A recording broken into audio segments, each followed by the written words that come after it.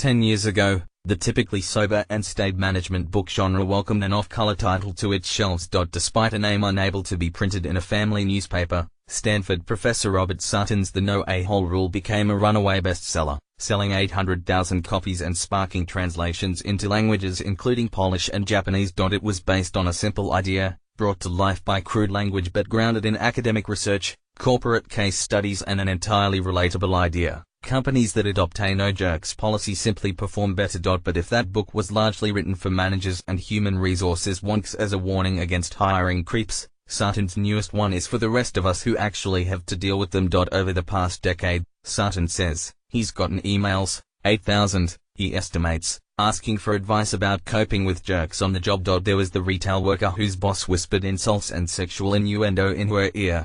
A pastor asking about how to manage nasty but non-paid volunteers. The young attorney suffering through a corrosive clerkship. The A-Hole Survival Guide, how to deal with people who treat you like dirt is his answer, offering ways of spotting and coping with the various kinds of jerks we encounter at work. After all, the abusive bosses, uncivil co-workers and tyrannical teammates who populate office cube farms are not all the same, and require different responses. In their natural habitat, they inspire fear and loathing, dysfunction and even depression.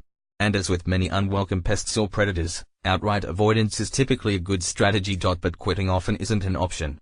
To help identify the various breeds of difficult co-workers, and how to survive them, we spoke with Sutton, as well as a few other experts on hostile co-workers and toxic bosses he cites in his book.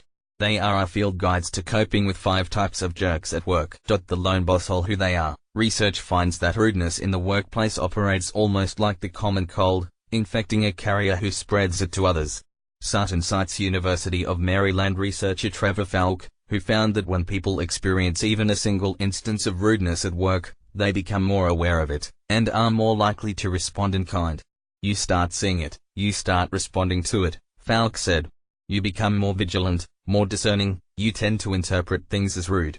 That's why, he says, it's important for organizations to oust a single pompous jerk quickly. What to do? One strategy is to try to switch teams within the company, Sutton says, pointing to Salesforce.com, which he says allows engineers to change teams without getting permission from their current boss.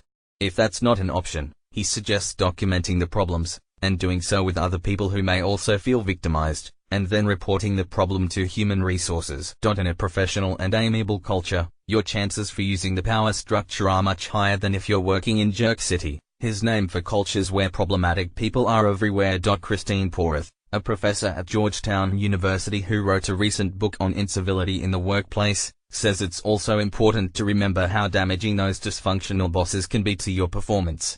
She suggests investing more time in the people who are respectful.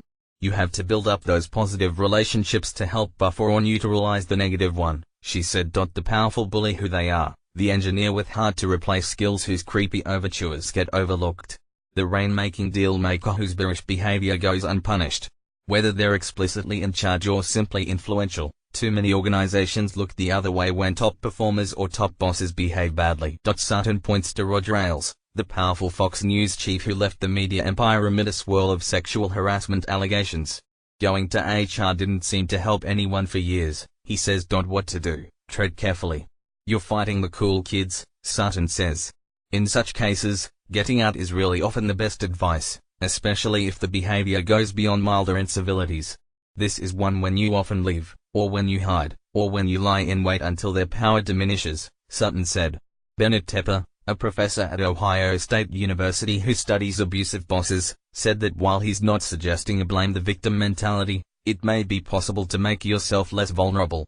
Bosses who are jerks are usually pretty strategic about who they target, he said, and may go after underlings perceived as weak.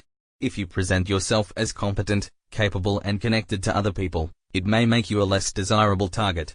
Making yourself indispensable may even trigger the jerk's selfish streak. Most bosses understand the success of their employees also shines a bright light on